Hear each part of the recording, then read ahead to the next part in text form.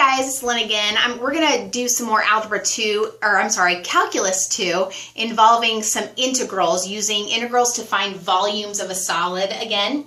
In this case, we have a volume of a solid formed by revolving the region bounded by these two functions, revolving it about the x-axis. Okay, so the way we're going to do this is we first of all have to get some kind of idea of what this area, what this region looks like. So we can go ahead and try to graph it. Let's see, y equals x squared, that's just your basic parabola. Goes through the origin, looks something like this. I'll draw the other side as well.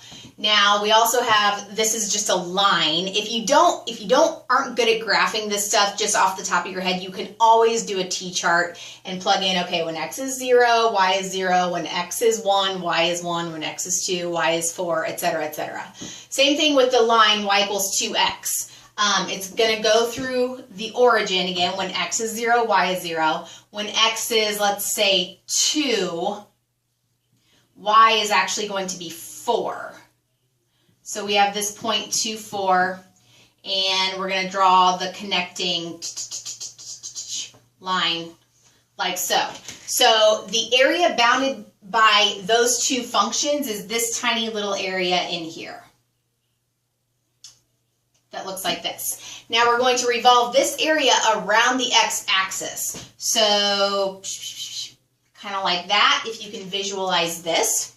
Whenever we do a volume using revolution, it goes back to, we're going to have an integral.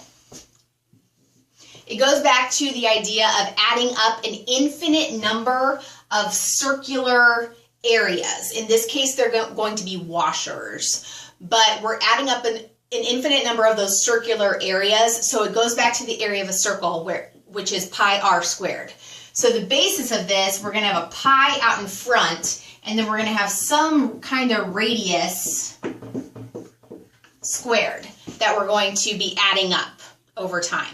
The pi comes out in front simply because it's a constant, okay? So now, what does this look like for this specific situation? I said before that it's a washer. Now, how do you tell that it's a washer?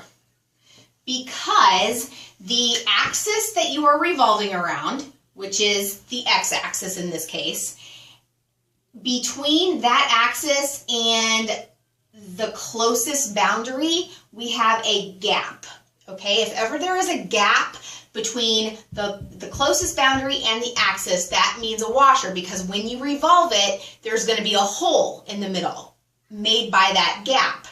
So when you're dealing with a washer, that translates to this type of integral. We still have pi out in front. We have an integral of what I call an outer radius, and that has to be squared, minus the inner radius, which also has to be squared. Basically, you're taking the outer radius and then you're taking away or cutting out the inner radius, which will make the whole, essentially, is what's going on there. So now what are these outer radius and inner radius looking like from this picture? Well, the outer radius is simply the distance from the axis that we're revolving around to the outermost boundary of the area. Now, the outermost boundary of this particular area is the equation, it's the line, y equals 2x. That distance will be our outer radius.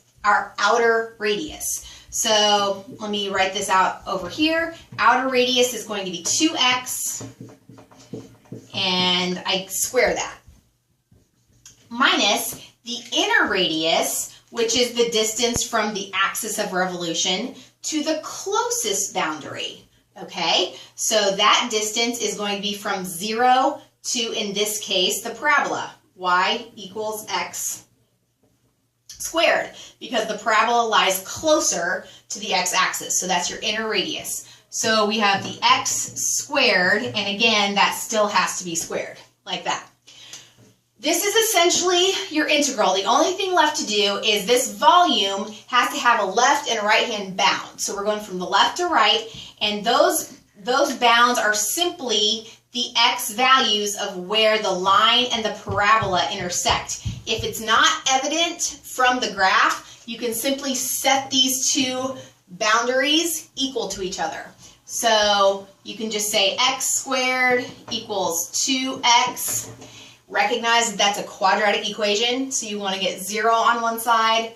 X squared minus 2x equals 0. Then squeeze this in up here.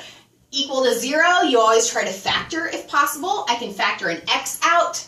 So x times x minus 2 will give me the x values of x equals 0 and x equals 2. And lo and behold, that's what we get from our graph. Our x values go from 0 to 2, where that area is bounded on left and right. So those are my bounds on my integral, 0 to 2.